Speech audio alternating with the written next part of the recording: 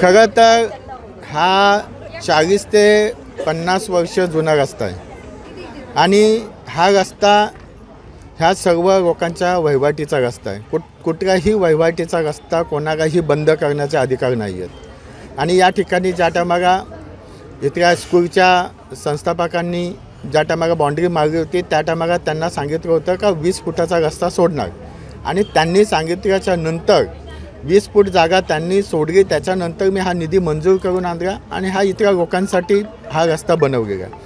खरं तर ही जी गार्डनची जागा आहे ही गार्डनची जागा या शिक्षण संस्थेला हडप करायची आहे। इतक्या रहिवाशांची गार्डनची जागा ही शिक्षण संस्था मी हडप करून दिली नाही शिक्षण संस्थेला आणि म्हणून या ठिकाणी त्यांचा विरोध होता। पण कोणाचाही वहिवाटीचा रस्ता कोणीही बंद करू शकत नाही। त्याच्यामुळे हा रस्ता बनवत आहे आणि शासनाचा पैसा आहे।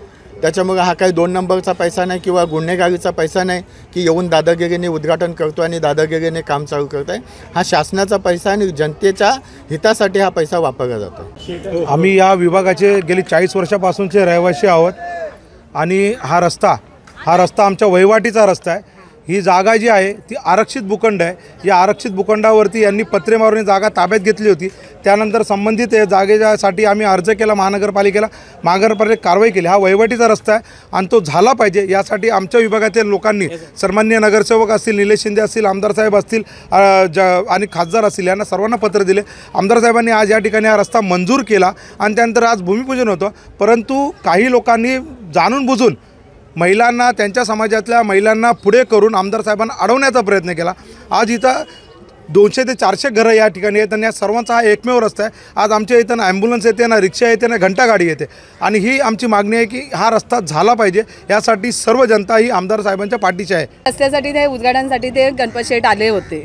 त्या गणपत शेठला तिथेच मध्येच अडवलं त्यांनी, त्या सगळ्या लेडीजनी आणि आम्हालाही धक्काबुक्की करतच होत्या। त्या जाऊनच देत नव्हत्या त्या तिथे। कशावरून झालं नेमका प्रकार?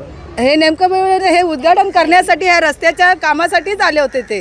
कोण विरोध करते रस्ता? हे फादरचे मॅडमला आहेत ना, त्यांनी लेडीजला बोलवलं होतं ट्रस्टच्या संजू शाळेतल्या त्या मॅडम लोकांना बोलवलं होतं आणि त्यांना हे धक्काबुक्की करायसाठीच बोलवलं होतं। आता काय नाही, आम्हाला ही 30 फूट जागा दिलेली आहे ती आम्हाला रस्ता आणि गार्डनसाठी आमच्या एक झालेली आहे मागणी पूर्ण।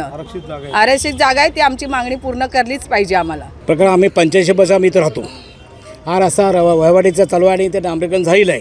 ह्या लोकांना आम्ही समजून सांगितलं आम्हाला जागा द्या म्हणून, द्या कबूल नाहीत तरी आम्ही आमचे निलेश शिंदे आणि बाकीचे संदीप तांबे आम्ही मिटिंग घेतली। आम्हाला जागा देतो म्हणून सांगितलं। बांधून झाल्यानंतर ते सांगून ते लोकांनी परत गेट बांधलं, कपड्याचं बी गेट बांधलं, लोकांनी गेट बांधलं आणि परत बांधकाम भिंतीला सुरुवात केली।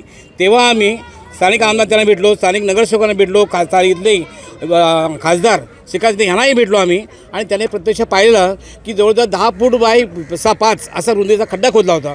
आणि प्रत्यक्ष दाखवलं आणि मग आम्हाला आमदारांनी आम्हाला सांगितलं की हे आरक्षण आहे, या जागी आरक्षण आहे, तुम्ही बांधू शकत नाही।